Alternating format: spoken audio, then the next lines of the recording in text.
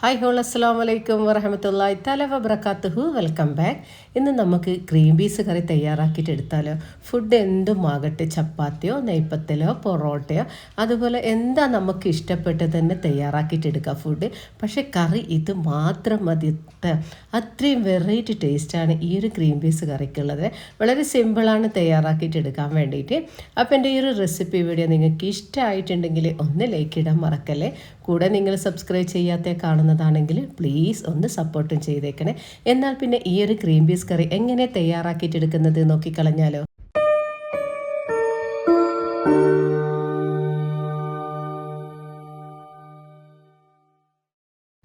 Green peas കറി തയ്യാറാക്കിയിട്ട് എടുക്കാൻ വേണ്ടിയിട്ട് തലേദിവസം രാത്രിയാണ് ഞാൻ ഗ്രീൻ പീസ് കുതിർത്തെടുത്തിട്ടുള്ളത്. അപ്പോൾ ഇത് നന്നായിട്ട് തന്നെ ഒന്നൊന്ന് കുതിർന്ന് കിട്ടിയിട്ടുണ്ട്. ഒരു 3-4 തവണയായിട്ട് കഴുകി എടുത്തിട്ടുണ്ട്. 1 കപ്പ് അളവിലാണ് ഞാനിപ്പോൾ ഗ്രീൻ പീസ് എടുത്തിട്ടുള്ളത്. കാരണം അത്രയും ഒരു വെറൈറ്റി ടേസ്റ്റാണ് ഈ ഒരു ഗ്രീൻ പീസ് കറിക്കുള്ളത്. ഇപ്പോൾ രാവിലെ ഞാൻ ചപ്പാത്തിക്ക് വേണ്ടിയിട്ടാണ് ഈ ഒരു ഗ്രീൻ പീസ് കറി തയ്യാറാക്കിയിട്ട് എടുത്തിട്ടുള്ളത്. അപ്പോൾ ഇത് നല്ല രീതിയിൽ തന്നെ കുതിർന്ന് കിട്ടിയിട്ടുണ്ട്. എപ്പോഴും ഗ്രീൻ പീസ് കറിയൊക്കെ തയ്യാറാക്കിയിട്ട് എടുക്കുമ്പോൾ കുറച്ച് അധികം ടൈം തന്നെ ഇതിനൊന്ന് കുതിർത്തെടുക്കണം. ഇനിതാ ഒരു പ്രഷർ കുക്കർ എടുത്തിട്ടുണ്ട്. അതിലേക്ക് കഴുകി വെച്ചിട്ടുള്ള ഗ്രീൻ പീസ് മുഴുവനായിട്ടും ഇതിലേക്കൊന്ന് ഇട്ട് കൊടുക്കാം. ഇതിൻ്റെ കൂടെ തന്നെ ഞാൻ 2 ക്യാരറ്റ് നേരത്തെ തന്നെ കട്ട് ചെയ്തിട്ട് എടുത്തിട്ടുണ്ടായിരുന്നേ. ഈ ഒരു വലുപ്പത്തിലാണ് ക്യാരറ്റ് കട്ട് ചെയ്തിട്ട് എടുത്തിട്ടുള്ളത്. ഇത് ക്യാരറ്റ് മുഴുവനായിട്ടും ഇതിലേക്ക് ചേർത്ത് കൊടുക്കണം. കുറച്ച് വലുപ്പത്തിൽ തന്നെ കട്ട് ചെയ്യാൻ ശ്രദ്ധിക്കണേ. പിന്നെ ഇതിലേക്ക് ഞാനിതാ ഒരു ബേ ലീഫ് ചെറുതായിട്ട് കട്ട് ചെയ്തിട്ടുണ്ടായിരുന്നു, അത് ഇതിലേക്ക് ചേർത്ത് കൊടുക്കുന്നുണ്ട്. കൂടെ തന്നെ ഇതിനാവശ്യമായിട്ടുള്ള ഉപ്പ് കൂടി ഇതിലേക്ക് ചേർത്ത് കൊടുക്കാം. ഞാൻ കല്ലുപ്പാണ് ഇതിലേക്ക് ചേർത്ത് കൊടുത്തിട്ടുള്ളത്. ഇനി ഗ്രീൻ പീസും ക്യാരറ്റും വേവാൻ ആവശ്യമായിട്ടുള്ള വെള്ളം ഇതിലേക്ക് ഒഴിച്ചു കൊടുക്കുന്നുണ്ട്. 1.5 കപ്പ് അളവിലാണ് വെള്ളം ഞാനിപ്പോൾ ഇതിലേക്ക് ഒഴിച്ചു കൊടുത്തിട്ടുള്ളത്. എന്നിട്ട് ഇതിനൊന്ന് അടച്ചു വെച്ച് വേവിച്ചെടുക്കാം. ഒരു 3 വിസിൽ വരെ മാത്രം ഇതിനൊന്ന് വേവിച്ചെടുത്താലും മതി. ക്യാരറ്റ് ഒരുപാടൊന്നും അങ്ങ് ഉടഞ്ഞു പോകേണ്ട. അപ്പോൾ ഈ ഒരു വലുപ്പത്തിൽ കൂടി കട്ട് ചെയ്തതെന്ന് വെച്ചാൽ ഒരുപാടൊന്നും ഉടഞ്ഞു പോകാതിരിക്കാൻ വേണ്ടിയിട്ടാണ്. അപ്പോൾ അതൊക്കെ ഒന്ന് വെന്ത് വരുമ്പോഴേക്ക് ഇതിന് വേണ്ടിയിട്ടുള്ള ഒരു അരപ്പ് തയ്യാറാക്കിയിട്ട് എടുക്കാനുണ്ട്. അതിന് വേണ്ടി ഇതൊരു മിക്സിയുടെ ജാർ എടുത്തിട്ടുണ്ട്. അതിലേക്ക് ഒരു മുറി ചിരവിയ തേങ്ങ ചേർത്ത് കൊടുക്കുന്നുണ്ട്. കൂടെ തന്നെ ഒരു കൈപ്പിടിയിൽ കുറച്ച് മല്ലിയിൽ എടുത്തിട്ടുണ്ടായിരുന്നു, അതുകൂടി ഇതിലേക്ക് ചേർത്ത് കൊടുക്കുന്നുണ്ട്. മല്ലിയിൽ ഒരുപാടൊന്നും വേണ്ടേ. പിന്നെ ഇതൊരു 5 കാഷ്നട്ട് ഞാൻ നേരത്തെ തന്നെ കുതിർത്തെടുത്തിട്ടുണ്ടായിരുന്നു, അത് ഇതിലേക്ക് ചേർത്ത് കൊടുത്തിട്ടുണ്ട്. പിന്നെ ഒരു 3/4 ടീസ്പൂൺ അളവിൽ വലിയ ജീരകം ചേർത്ത് കൊടുത്തിട്ടുണ്ട്, അതായത് പെരുംജീരകം. അരപ്പിന് ആവശ്യമായിട്ടുള്ള വെള്ളം കൂടി ഇതിലേക്കൊന്ന് ഒഴിച്ചു കൊടുക്കാം. അപ്പോൾ ഈ ഒരു അരപ്പ് നല്ല സ്മൂത്തായിട്ട് തന്നെ ഒന്ന് അരച്ചെടുത്തിട്ട് വരാം. മല്ലിയിൽ ഒരുപാടൊന്നും ചേർത്ത് കൊടുക്കണ്ടേ, ഒരു കൈപ്പിടി മാത്രം ചേർത്ത് കൊടുത്താലും മതി. അപ്പോൾ ഇത് അരപ്പൊക്കെ ഇവിടെ നല്ല രീതിയിൽ തന്നെ തയ്യാറാക്കിയിട്ട് എടുത്തിട്ടുണ്ട്. അരപ്പൊക്കെ ഒന്ന് റെഡിയായി കിട്ടുമ്പോഴേക്ക് തന്നെ നേരത്തെ വേവിക്കാൻ വെച്ചിട്ടുള്ള ഗ്രീൻ പീസും ക്യാരറ്റൊക്കെ നന്നായിട്ട് കുക്കായി കിട്ടിയിട്ടുണ്ട്. പ്രഷറൊക്കെ ഒന്ന് പോയതിന് ശേഷം അടുപ്പൊന്ന് മാറ്റി കൊടുത്തിട്ടുണ്ട്. ഞാനിപ്പോൾ ഇത് ഗ്രീൻ പീസ് ഒന്ന് ചെക്ക് ചെയ്തപ്പോൾ നല്ല രീതിയിൽ തന്നെ ഗ്രീൻ പീസ് കുക്കായി കിട്ടിയിട്ടുണ്ട്. ക്യാരറ്റ് ഒട്ടും തന്നെ ഉടഞ്ഞൊന്നും പോയിട്ടില്ല. ഈ ഒരു വലുപ്പത്തിൽ കട്ട് ചെയ്താൽ ക്യാരറ്റ് ഒട്ടും തന്നെ ഉടഞ്ഞു പോകില്ല.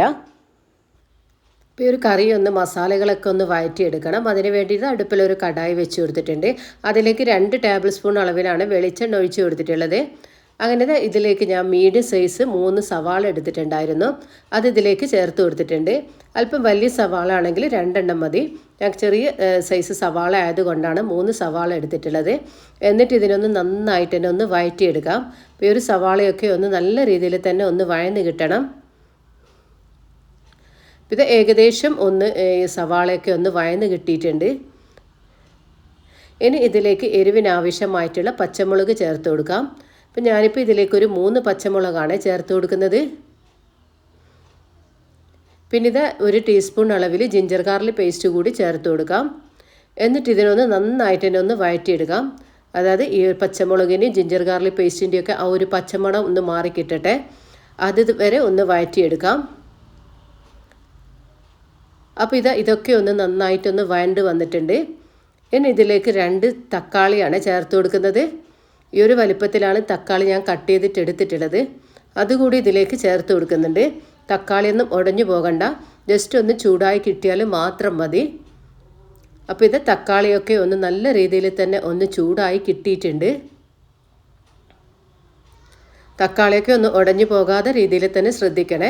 ഇനി ഇതിലേക്ക് ഒരു 1/4 ടീസ്പൂൺ അളവിൽ മഞ്ഞൾപ്പൊടിയും 1/2 ടീസ്പൂൺ അളവിൽ ഗരം മസാല പൊടി കൂടി ചേർത്ത് കൊടുത്തിട്ടുണ്ട്. വീണ്ടും അതിൻ്റെയൊക്കെ ആ ഒരു പച്ചക്കുത്ത് മാറുന്നത് വരെ വഴറ്റിയെടുക്കാം. അപ്പോൾ ഇതൊക്കെ ഒന്ന് നന്നായിട്ട് വഴണ്ട് വന്നിട്ടുണ്ട്.